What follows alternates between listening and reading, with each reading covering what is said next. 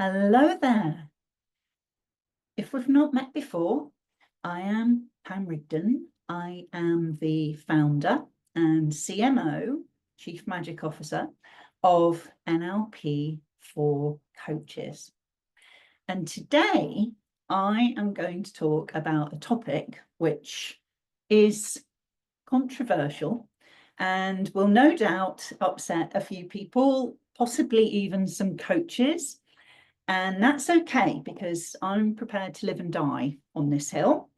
It's something I've spoken about a lot over the last few years. I write about this frequently on LinkedIn in my Soapbox Sunday posts. So here we go. Imposter syndrome. Let's talk about imposter syndrome and how 99%, possibly more, 99% or 99.9% of people and coaches who think that they have imposter syndrome, who have diagnosed themselves as having imposter syndrome, really don't. Okay, this is the issue with self-diagnosis. It's generally a bad idea all round, really is. And perhaps more importantly, coaches really shouldn't be diagnosing others with imposter syndrome unless they are familiar with the original research, the 1978 research by Pauline Clance and Suzanne Imes, which at that time was about high achieving women. I think it's important to note that whilst this is not a clinical condition, it doesn't appear in the DSM, which is the Diagnostic and Statistical Manual. However, if an individual were to score 5 out of 5 for all 20 questions on the Clance scale, then it probably should be a clinical condition, because the very few people, clients I have met in my 24 years of experience, I can count them on one hand, who genuinely could be diagnosed as experiencing, I'm not going to say suffering, experiencing imposter syndrome. Basically, it was incredibly disabling. It really is very, very disabling. And here's the thing, you see, the overarching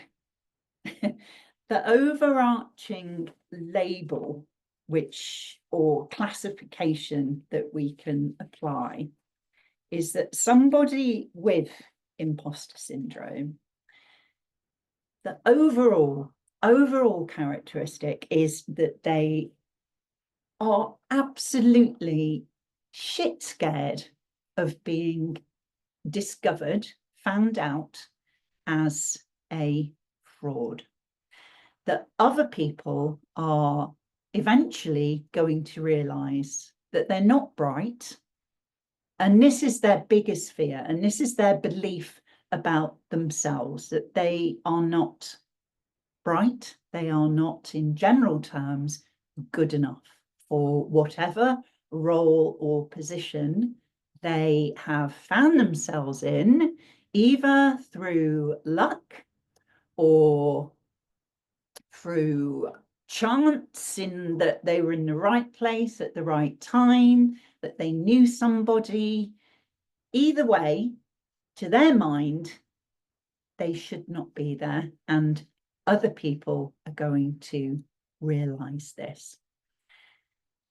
And you see, this is the bit which is completely incongruent with anybody ever declaring on social media, oh, I have imposter syndrome, or I am experiencing imposter feelings, because please believe me when I tell you that anybody genuinely experiencing that fear is not going to be talking about it publicly. That's the whole point. They are terrified that other people are going to find out.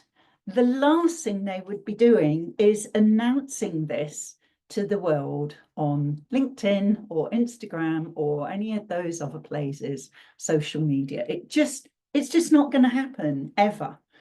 So whenever I see another post, oh, I've got my imposter sim, my imposter's popped up today, I say, oh man, yeah, no. So this is not in any way to belittle that person's experience. It's about the label, because what I have discovered, as I say, many years of experience, what people and coaches who have self-diagnosed, who think that they have imposter syndrome, are actually experiencing is something called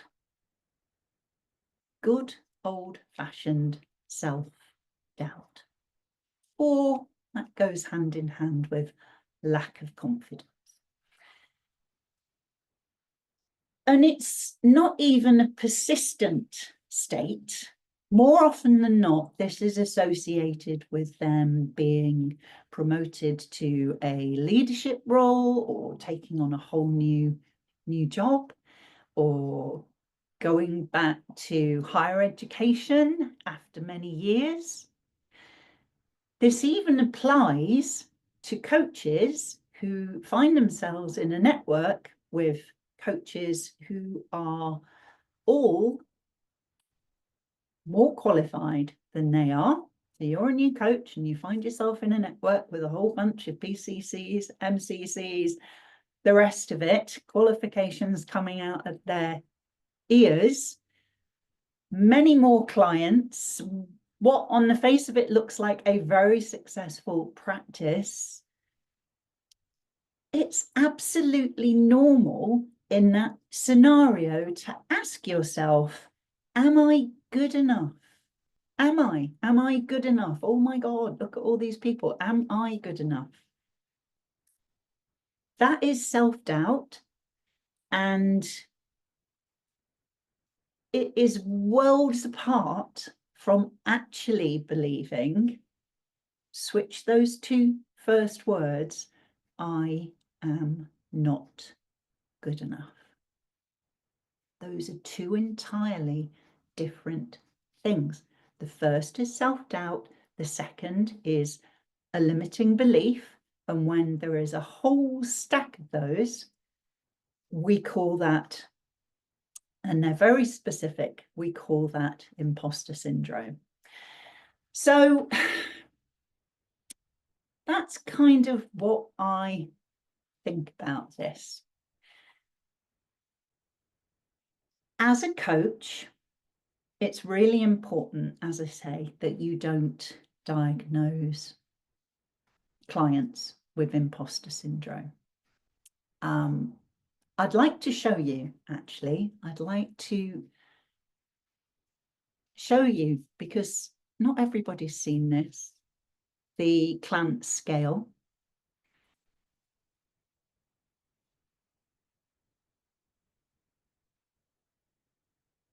There's 20 questions here, and you'll get the gist of this as we go through them.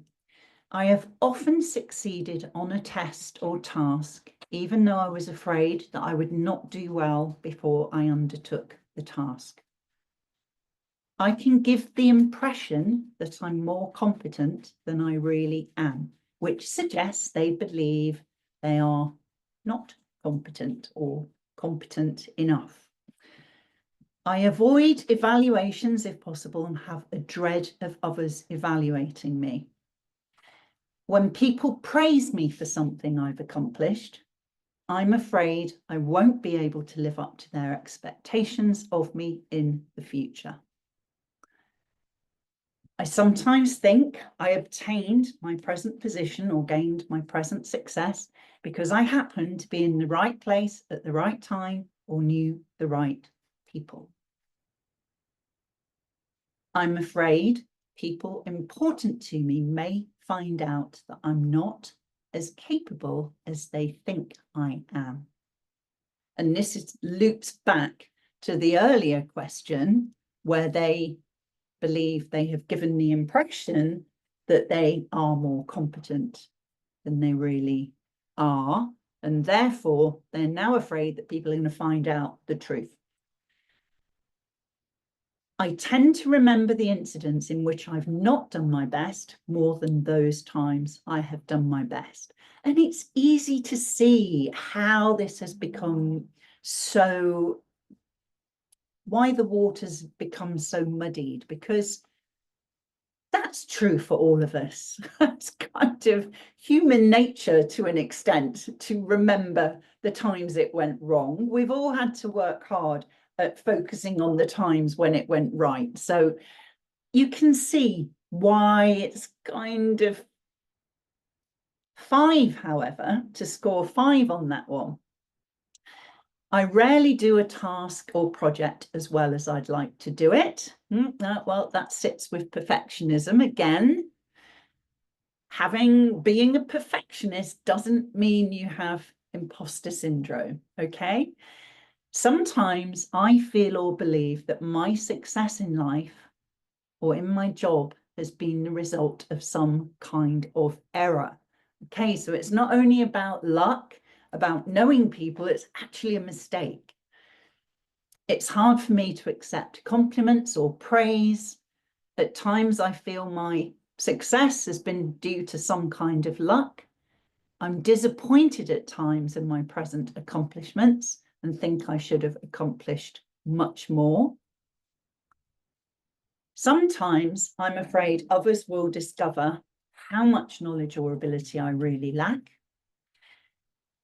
I'm often afraid that I may fail at a new assignment or undertaking, even though I generally do well. When I've succeeded at something and received recognition for my accomplishments, I have doubts that I can keep repeating that success. It's beginning to sound like really hard work, isn't it? If I receive a great deal of praise and recognition, I tend to discount the importance of what I've done. I often compare my ability to those around me and think they are more intelligent than I am.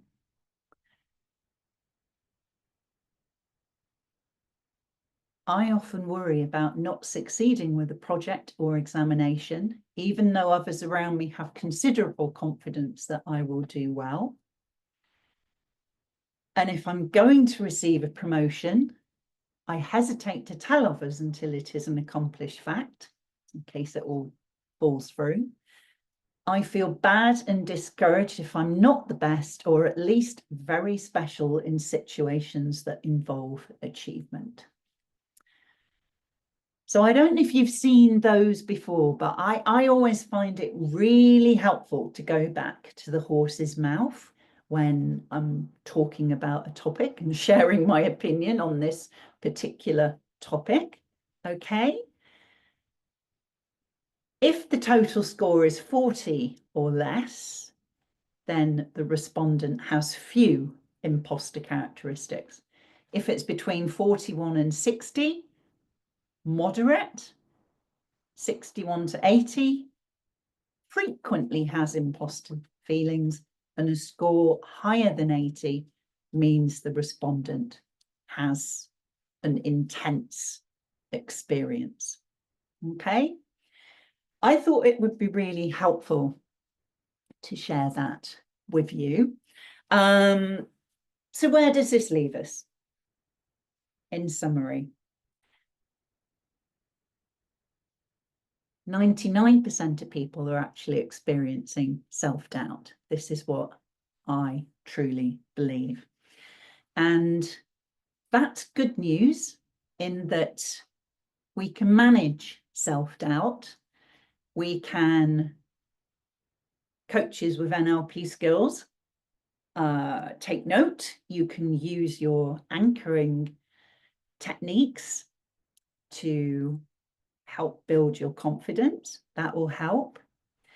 And going back to that scenario where if these feelings are really intense because you find yourself in that situation with a lot of people who are more qualified than you are, who are more experienced than you are, again, it's not a comfortable feeling, but it's entirely normal to feel less than when you are. Some uncomfortable facts are reality.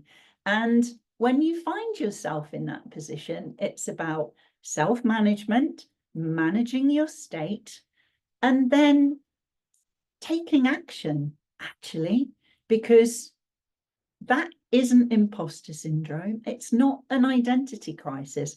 Probably what that is a skills gap. It's a skills gap in terms of where you are in your coaching journey. It's a skills gap if you are struggling to find clients in terms of your marketing skills. And the great news is that we can address those. We can up-level our coaching skills. We can up-level our marketing skills. And when we do that, then those feelings, we are no longer less than, we are equal to. Okay? So that's how we manage this as coaches. And with our clients, I would simply educate them in the way that I have just done you.